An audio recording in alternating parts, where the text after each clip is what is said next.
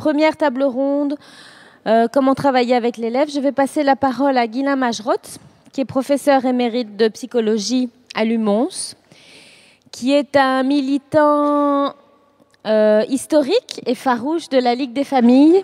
Et c'est un peu grâce à lui, c'est beaucoup grâce à lui, qu'on s'est enfin décidé à prendre cette question à bras-le-corps. Et donc je le remercie de sa ténacité et je lui passe la parole pour une petite intervention sur comment travailler avec l'élève. Bon après-midi à toutes et tous.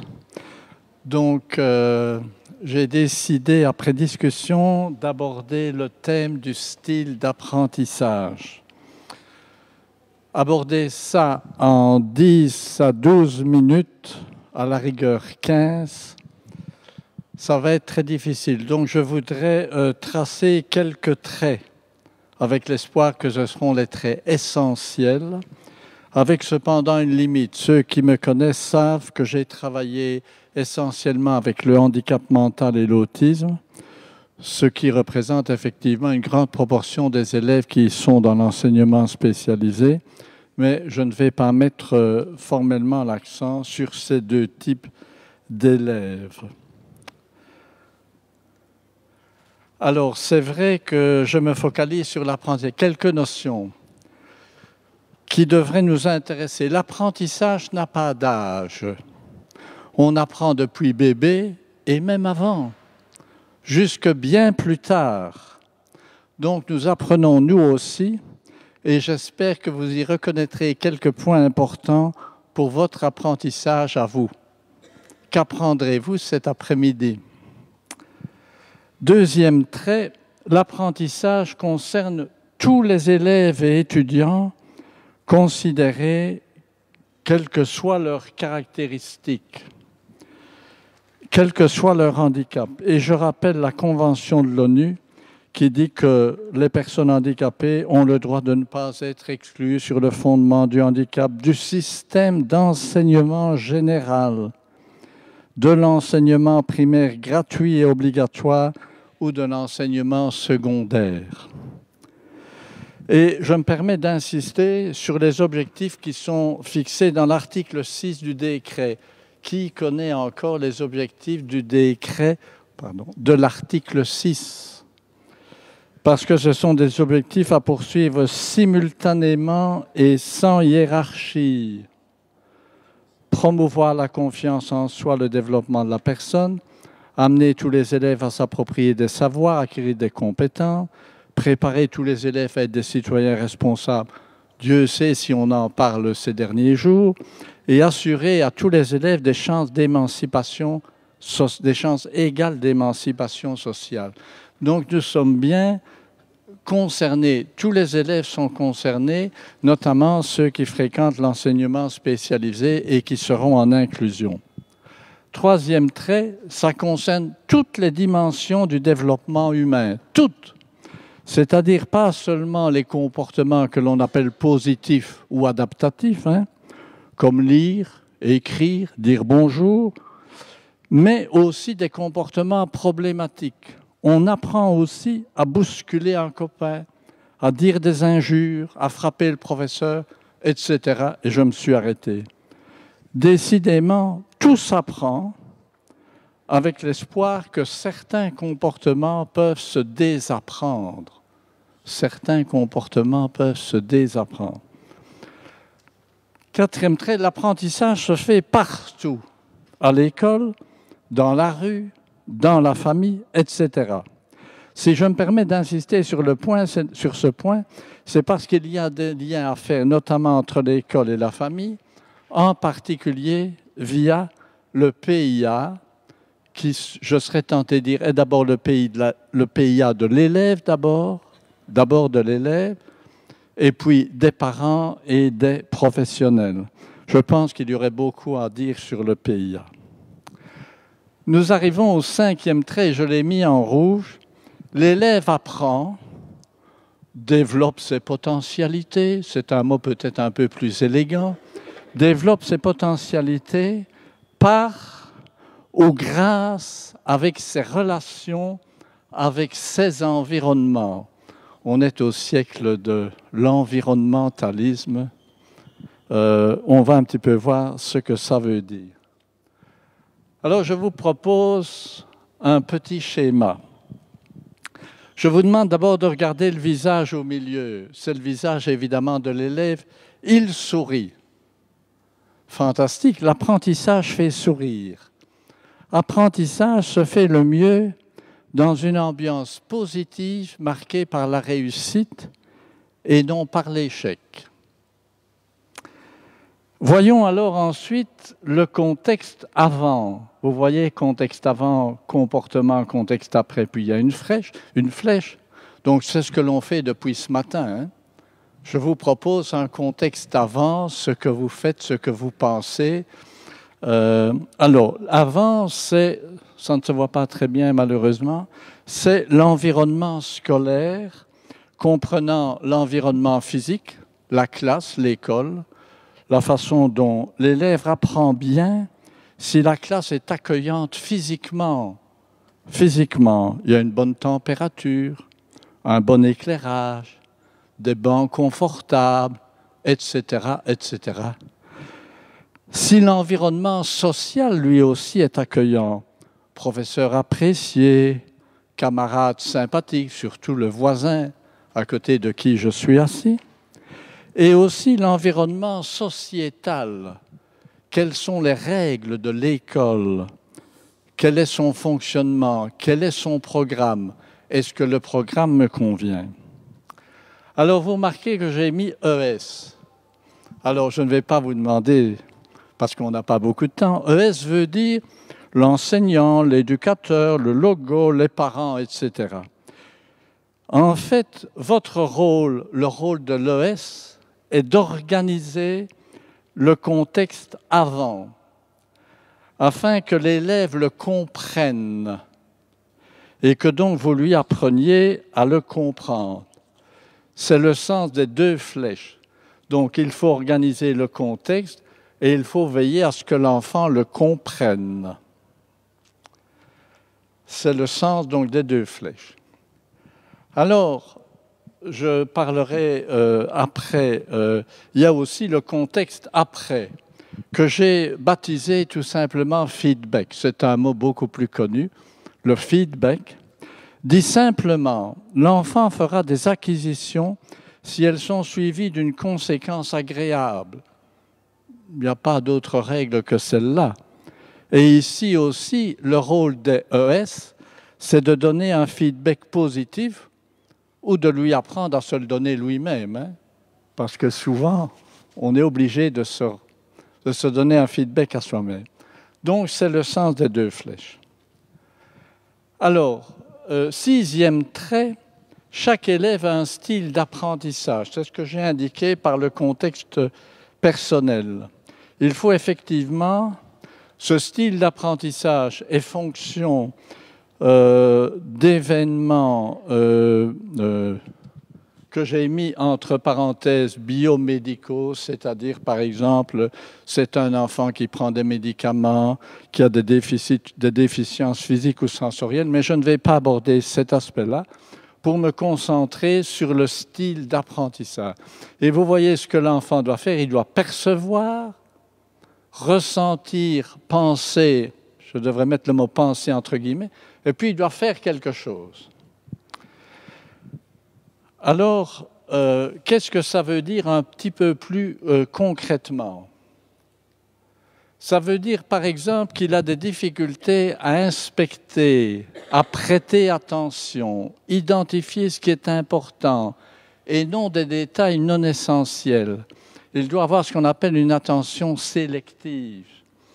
Alors, j'espère que vous avez une attention sélective pour le moment, que vous n'êtes pas sensible à un bruit ambiant, que vous êtes capable, notamment, de regarder ce que je vous montre, très important. C'est pour ça que j'ai mis certains éléments en caractère plus gras, pour attirer votre attention sur ces éléments importants.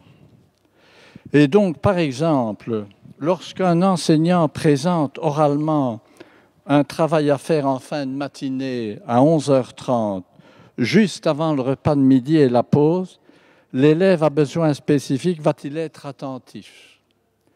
S'il est fatigué ou à faim car il a sauté le repas du matin parce que la maman s'est fâchée, il a dû courir, etc., il s'est levé en retard.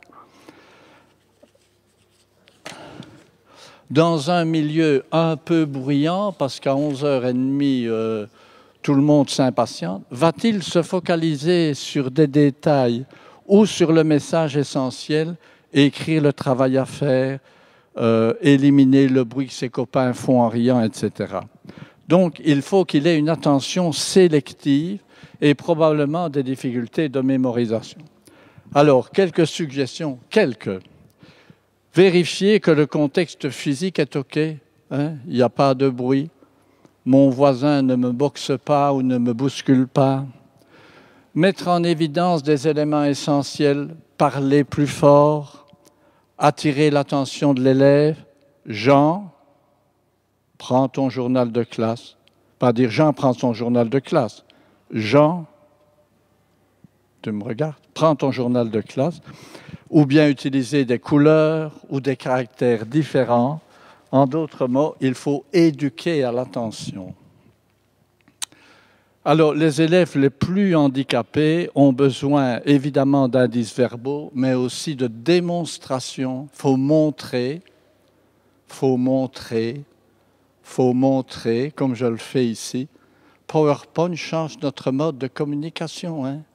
Ceux qui causent sans image, je pense que ça pose quelques soucis au niveau de l'efficacité de la communication. Et alors, évidemment, si on leur donne des aides supplémentaires, il faut l'estomper. Il ne doit pas toujours compter sur ces aides complémentaires. Alors, il a des difficultés aussi à organiser l'input, c'est-à-dire ce qu'il reçoit en structure signifiante. Par exemple, certains enfants ont des difficultés d'associer ce qui est visuel, ce qui est auditif et ce qui est moteur. Alors, utilisez par exemple les deux cadeaux, visuel parce qu'il est plus stable. Hein? Vous pouvez déjà avoir lu tout et vous précédez ce que je vais vous dire. C'est fantastique ça. Et donc, parce que le visuel, il reste, hein? Comme je le fais pour le moment. Et pour certains élèves, il faut utiliser la motricité. Quand j'étais jeune, la méthode Borel-Maisoni était très employée. Je ne sais pas ce qu'il en est maintenant, mais non. Enfin, je pense que ça mérite quand même une réflexion. Alors, attendre un peu la réponse, parce que l'enfant ne réagit pas nécessairement au quart de... Attendre un peu, et c'est vrai que j'ai ajouté ici lui apprend à réfléchir. Et je rappelle que le PEI de Feuerstein, je refais un peu de pub pour le programme d'enrichissement instrumental de Feuerstein, est un ensemble d'outils qui permettent de réfléchir. Oh là, le temps passe. Alors, comprendre notre communication verbale, si je lui dis « veux-tu venir ici ?» Est-ce que, mais enfin, si chaque fois je varie ma communication verbale, probablement qu'il va avoir des difficultés à comprendre. Alors, difficulté à gérer le temps. Vous voyez qu'on a aussi des difficultés un peu à gérer notre temps et j'ai demandé un chronomètre pour ne pas dépasser les 15 minutes. Faire à temps, ne pas reporter, c'est vraiment vital dans le monde de l'enseignement. Or, certains enfants ont des difficultés. Il n'y a d'ailleurs pas que les élèves à besoins spécifiques qui ont des difficultés. Par exemple, utiliser des horaires individualisés. Ce n'est pas l'horaire du prof, ce n'est pas l'horaire de la classe. L'horaire individualisé, visuel, avec des mots, des dessins, des images, etc. Utiliser des timers visuels plutôt qu'auditifs, parce que les auditifs, ils perturbent. Visuels, donc voilà. Alors, planifier des actions, gérer l'attention tout au long des activités, mémoriser, exécuter les activités est aussi une tâche difficile lorsqu'on a plusieurs choses à faire. Ça veut dire qu'il faut lui apprendre à planifier des activités complexes et faire, par exemple, des analyses de tâches. Je pense qu'on ne se rend pas compte qu'il y a beaucoup de tâches qui comprennent différentes activités Et donc, il faut faire de nouveau des analyses de tâches visuelles ou par écrit. Utiliser des stratégies, par exemple. Que dois-tu faire? Il répète, je dois faire ceci, je dois faire ça, je dois faire ça et je dois faire ça. Donc, c'est un moyen de mémoriser. Alors, en fait, l'élève est souvent confronté à l'échec. Et donc, il a peur de démarrer. Il a ce que l'on peut appeler parfois une passivité apprise. Il a appris à être un peu passif parce qu'il est motivé à éviter l'échec. C'est ce qu'on appelle, il y a un lieu de contrôle externe. Ça ne dépend pas de moi. Ce n'est pas moi qui suis en faute. Mauvaise estime de soi dont on parle de plus en plus. Ça veut dire quoi? Qu'il faut encourager la réussite. C'est une pédagogie de la réussite. Ça veut dire qu'avant, il faut adapter les exigences de réussite, simplifier la tâche et la complexifier progressivement pour qu'à chaque étape, il réussisse. Et après, le feedback ou le mot, les renforçateurs, à utiliser sans modération. Je pense que c'est ma plus belle phrase, celle dont je suis le plus content, à utiliser sans modération, mais avec perspicacité. Enfin, on peut y revenir. Qualité, simplement, ça va être la dernière diapo. Il a des qualités et il a des compétences. Alors, j'ai mis celles qui concernaient l'autisme. Naïf, honnête, docile, perfectionniste. L'autisme, il utilise mieux l'infusion, elle apprend de longues routines. Et les autres élèves, je vous laisse les chercher, leurs qualités et leurs compétences. C'est la dernière diapo. Alors, où en est-on aujourd'hui? On a beaucoup parlé de l'intégration et de l'inclusion. Alors, c'est vrai qu'il y a d'une part des classes spéciales intégrées dans une école ordinaire. Ça veut dire que l'élève a besoin spécifique à élève d'une classe spéciale. Ou bien sera-t-il l'élève dans une classe ordinaire de première, deuxième, troisième, sixième année, avec d'autres élèves que l'on dit ordinaires, maintenant on dit typiques, parce qu'eux aussi sont à besoins spécifiques. Sommes-nous donc déjà dans la perspective d'une école inclusive qui accueille la différence via des aménagements raisonnables, à mettre entre guillemets, sur les plans physiques, social, sociétal. L'inclusion figurera-t-elle dans le pacte pour un enseignement d'excellence? Est-ce qu'on en parlera? Et alors, j'ai une dernière phrase qui m'a été réinspirée par ce que j'ai entendu ce matin. L'inclusion, c'est la deuxième vie de l'enseignement spécialisé. Et j'ajouterais, c'est la vraie vie de l'enseignement spécialisé. Merci.